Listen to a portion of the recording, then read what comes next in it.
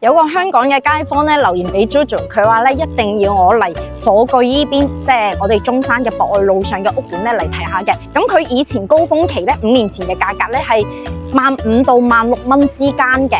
咁依家嘅話咧，聽講佢呢度咧搞緊促銷嘅，咁就有部分咧係單價13,000蚊、12,000幾左右嘅一個價格，全部都係清水房嚟嘅。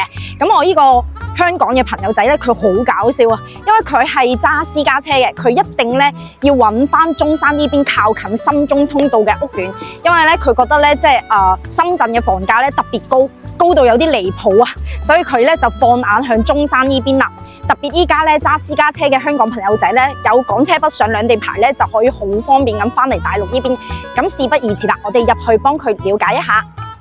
因為咧我自己咧就經常啦去香港啦，同埋深圳、珠海、中山幾個地方跑嘅，咁所以咧我以前租屋嘅話咧就係租響東區同火炬區嘅交界處。咁我試過用好多響中山呢邊用好多種交通工具啦，翻過香港嘅。咁第一種交通工具咧就係搭我哋嘅船翻香港中港城。咁我啱先搜咗導航咧，從我哋嘅屋苑過去咧客運口岸只要30分鐘嘅啫。咁佢嗰邊係有3條航線嘅，其中一條航線就係翻到中港城，只要全程係65分鐘嘅。我搭船啦，比較方便啲。咁其實呢度咧，佢除咗搭船之外咧，佢都有高鐵翻到去我哋香港嘅西九龍 Austin 嘅。咁我哋西九龍嗰邊咧，我哋就要從我哋嘅屋苑出發13分鐘就可以到我哋嘅中山站高鐵站啦。咁翻到去香港西九龍咧，全程係個半鐘嘅。咁以後咧，2027年嘅話咧，開通咗新茂鐵路之後咧，我哋直接可以從中山咧直達到去我哋嘅西九龍站啦，全程咧縮短到1個鐘就 OK 噶啦。咁第3種交通工具咧，就係我以前咧響嗰個遠洋大信嗰邊啦，搭我哋嘅港澳直通巴，直接從呢度咧搭到去我哋嘅嗰個香港荃灣，全程係2個鐘嘅。咁佢1個鐘咧就可以到達我哋嘅深圳灣口岸啦。所以對於我哋揸車嘅朋友仔都係十分之方便嘅。我試過即係自己揸車去到深圳灣口岸咧，從火炬呢邊出發嘅話咧，佢5分鐘可以上到我哋嘅嗰個深中通道出入口啦。咁全程係揸車45分鐘可以到嗰邊嘅口岸啦。咁其實咧到達我哋深圳嘅各大口岸嘅話咧，佢都係1個鐘到個半鐘之間就 OK 噶啦。咁以上咧就係我哋返香港嘅一啲交通工具嘅。咁如果咧你唔想咁麻煩嘅話咧，其實我知道屋苑咧，佢仲有一個港澳直通巴士站咧，係好近嘅啫，只要4分鐘就可以到達 Coco City 嗰邊啦。佢嗰度有個永東嘅。咁以上就係我哋嘅交通啦。我哋再去埋咧佢嘅屋苑周邊啦，實況講埋佢嘅一個生活配套。啱啱都提到啦，屋苑係好近 Coco City 嘅，過去只要4分鐘。咁 Coco City 隔離咧新開咗一個商圈叫 Top Half 富日城，我相信唔少香港街坊咧都會知道呢一個商圈嘅。咁大型商圈咧基本可以滿足晒我哋嗰啲吃喝玩樂樣樣齊，係咪？咁我哋屋苑咧係喺呢度嘅樓上啦。依家身處位置咧就係我哋屋苑樓下嘅嗰個商業街啦。基本上咧佢乜都齊晒，所有嘅商鋪你見唔見到啊？冇一間係空鋪嚟噶，全部都開齊晒噶。有我哋嘅藥房啦，同埋一啲餐飲店啦，仲有對面咧，仲有一啲我哋嘅嗰啲寵物店啊，同埋我哋嘅 salon 啦，仲有一啲做 facial 嘅地方嘅等等。其實基本上咧都可以滿足晒我哋。仲有呢度咧，我哋內地咧買餸咧有好出名嘅一個錢大媽，呢邊都係有嘅。咁錢大媽嘅話咧，佢咧基本都係賣我哋日常買餸嘅地方啦，菜啊肉啊咩都有齊晒噶啦。哇，好肚餓，我肚已經響度叫啦！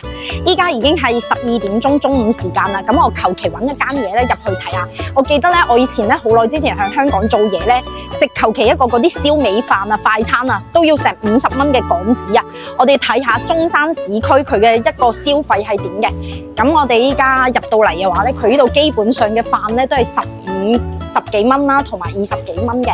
咁佢係有肉有湯啦，有埋菜俾你嘅。咁你單點都得嘅。咁我哋先唔講住，等我開吃好不好？咁我啱啱就食飽啦。咁我哋事不宜遲，直接入埋去我哋屋苑嘅內園感受一下。我依家行到入嚟我哋嘅內園入邊啦，呢度係自帶300畝嘅一個咧自然生態屋苑嚟嘅，全實景嘅現樓啊，即買即入住啊！你可以睇到佢外立面咧，全部都已經係封好晒頂啦。咁每一層嘅樓下咧，佢係有一個架空層嘅，架空層咧以後會做翻啲飯會所俾業主用噶。咁屋苑咧設有埋我哋嘅網球場俾大家用嘅。我哋呢度嘅中庭咧，佢都 set 咗一啲水景嘅。不過我個人咧就認為佢嘅水景咧唔夠大啊！如果佢水景咧咁大一個盤喎，佢做嘅水景咧做到大啲嘅話咧，咁咪每一戶都可以抬頭望落去就可以望到個水景咯。咁目前呢度主推係117方到259方嘅大平層啦，以及洋房嘅。咁我哋先睇下呢一套咧117方嘅，佢做咗係大3款嘅格局，有2個衛生間。咁呢度咧佢嘅均價咧都比較平，係12000幾蚊一方嘅。咁最廚房裏面咧，佢仲係一個陽台嚟嘅。等我哋沉靜式咁去感受下呢套117方咧清水房交付。要知道呢度高峰期咧賣到15000到16000一方，而且以前樓下啲配套係未開齊嘅。咁依家咧真係執漏嘅價格上車啦，同埋有咁好嘅政策，可以俾1.5成嘅首期就可以成為呢度嘅業主啦。